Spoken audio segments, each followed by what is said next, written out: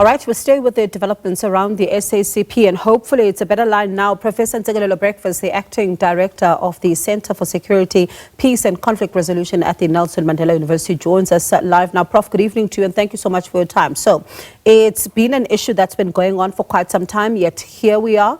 What is your reading of what exactly is going on, particularly when you look at this, decision by the SACP to go at it alone, challenge the ANC in the local government elections? Is it politics or is it a difference in ideologies?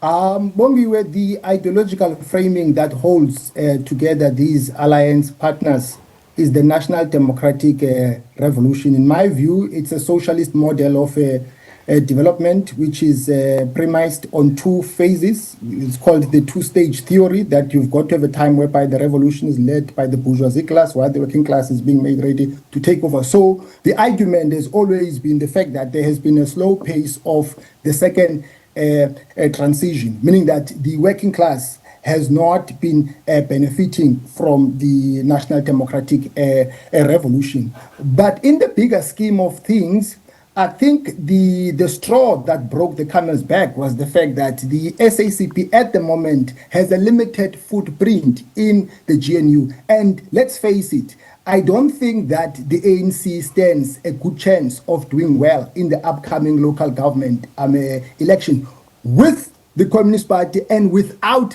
the Communist Party, and it's going to be worse without the Communist Party. So they know that they might not get enough seats if they contest under the banner of the ANC. Therefore, it would be better for them to stand by themselves without the ANC, because their thinking is premised on this assumption that they will do well without forgetting that even some of their deployees who have fallen short of getting the job done at local government level, those are communist as well. Therefore, you can't put the blame only on the leader of the alliance. So the arguments that they've put forward, to me, those are not the real argument. I think the real thing is about a political power. It looks like to me that they have used the ANC as a smokescreen to access a political power.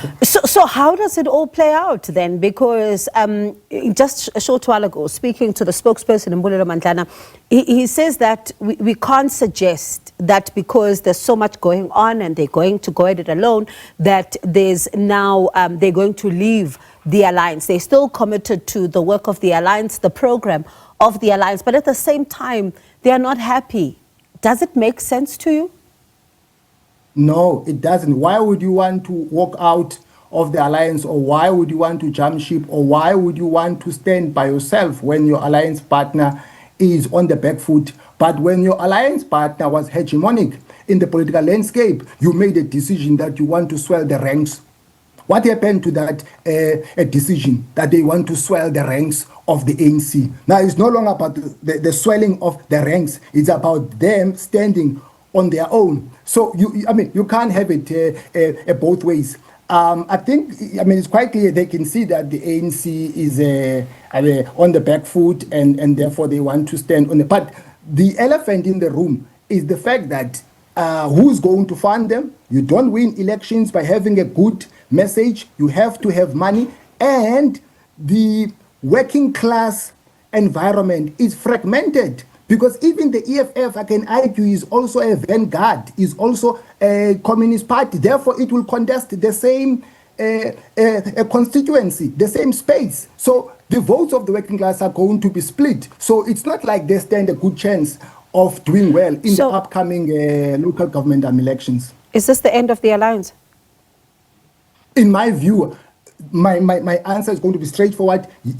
Yes, because who is going to lead that National Democratic Revolution project if the SACP is going to stand by itself?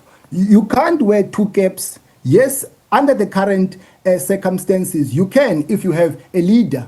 But if you want to stand, what is the difference between what they want to do and what Msholozi wanted to do? They suspended Msholozi. I'm not saying that they were at fault. So what are they going to do now? Because then you can't apply double standards, because it's the same thing.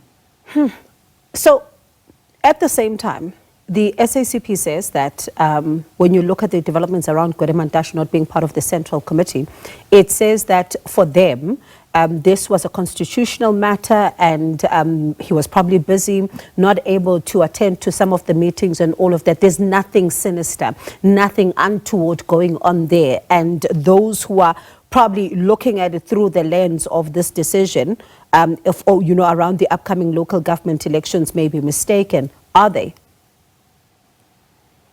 Throughout history, the Communist Party has always struck me as a party that practices a political culture of purging people who hold divergent opinions.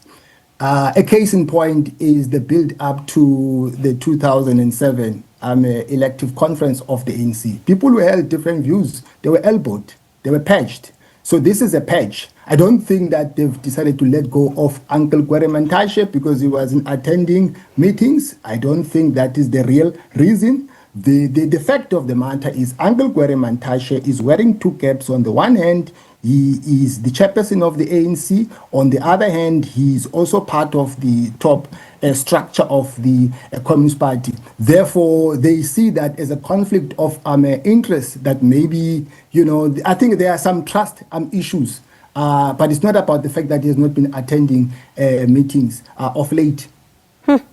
Interesting times ahead. Thank you so much for chatting to us. Let's see how this one plays out, because it's going to be interesting to hear from the ANC, but also at the same time from COSATU. Yet another member of this alliance, how COSATU is viewing all of this that's going on. That was Professor Ntsikelelo, the acting director of the Center for Security, Peace and Conflict Resolution at the Nelson Mandela University.